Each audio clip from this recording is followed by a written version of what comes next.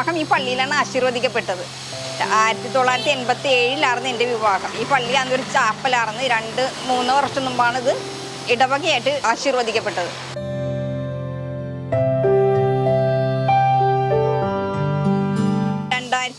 September 4 ഇത് തിരുമുഖം പ്രത്യക്ഷപ്പെട്ടത്. അന്ന് തുടങ്ങി ആ വർഷം തുടങ്ങി എല്ലാ വർഷവും 10 തുടങ്ങി 14 വരെ തിരുമുഖത്തിന്റെ തിരുനാള് ആഘോഷമായി നടത്തുന്നു. മട്ടാഞ്ചേരി സെന്റ് ജോൺ പാട്ടത്തിൽ സ്ഥിതി ചെയ്യുന്ന മിശിഹായുടെ കുരിശടിക്ക് 150 വർഷത്തെ പഴക്കമുണ്ട്.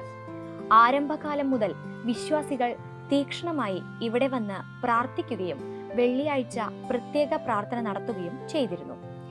വളരെ പഴക്കമുള്ള ഒരു ചെറിയ കുരിശുരൂപം കുരിശടിയിൽ പ്രതിഷ്ഠിച്ചിരുന്നത് കൊണ്ടാണ് മിശിഹായുടെ കുരിശടി എന്ന് വിളിക്കപ്പെട്ടത്. 50ഓളം വർഷങ്ങൾക്ക് മുമ്പ് നോമ്പുകാല കുരിശിന്റെ വഴി ആഘോഷമായി നടത്തുന്നതിനു വേണ്ടി നിർമ്മിച്ച കുരിശുരൂപമാണ് ഇന്ന് അത്ഭുത തിരുസ്വരൂപമായിരിക്കുന്നത്.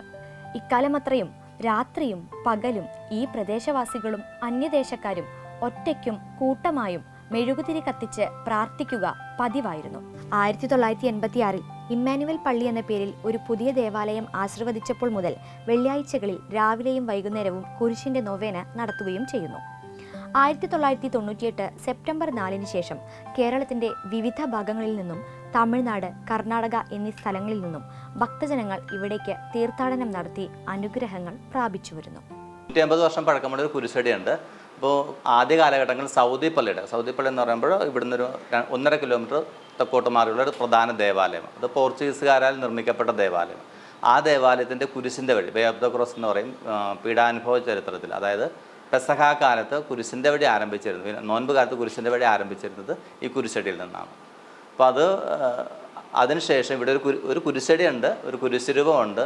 പ്രത്യേകിച്ച് വേറെ പ്രാർത്ഥനകളൊന്നുമില്ല. വർഷത്തിൽ 1-2 പ്രാർത്ഥനകളുള്ളൂ.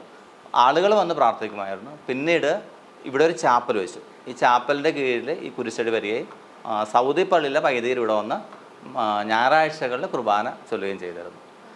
അത്ഭുതം വന്നു തുടങ്ങിയത് 1998 അത് വിദേശികളായിട്ടുള്ള ദമ്പതികൾ പ്രാർത്ഥിക്കാനായിട്ട് കയറിയപ്പോൾ ഒരു വലിയ പ്രകാശം വയറുഭാഗത്ത് കണ്ടു. അവിടെ പ്രാർത്ഥിക്കാൻ വേണ്ടി മാത്രം ആളുകൾ വരുന്നുള്ളൂ, മറ്റ് ശുശ്രൂഷകളൊന്നുമില്ല. സെപ്റ്റംബർ 4 മാത്രമേ അവിടെ ഒരു കുർബാനയും മറ്റ് ശുശ്രൂഷകളും വർഷത്തിലൊരിക്കൽ സെപ്റ്റംബർ 4. അല്ലാത്ത ദിവസങ്ങളിൽ ആളുകൾ തന്നെ വന്ന് പ്രാർത്ഥിച്ചു പോവുകയാണ്. 1998 സെപ്റ്റംബർ 4 സെന്റ് ജോൺ പാട്ടത്തിന്റെ ആത്മീയ ചരിത്രത്തിലെ അവിസ്മരണീയമായ ഒരു ദിനമാണ്. കാരണം മിശിഹായുടെ കുരിശടിയിൽ പ്രാർത്ഥിക്കുവാൻ വന്ന ദമ്പതികൾക്ക് അനാദൃശ്യമായ ഒരു ദർശനം ലഭിച്ചു. കുരിശടിയിലെ രൂപത്തിന്റെ ഉദരഭാഗത്ത് മിശിഹായുടെ തിരുമുഖത്തിന്റെ ഛായയാണ് അവർ കണ്ടത്. അന്നു രാത്രി തന്നെ 10,000 കണക്കിന് ജനങ്ങൾ അത്ഭുത ദർശനം നടത്തിയതായും അനുഭവസ്ഥർ പറയുന്നു.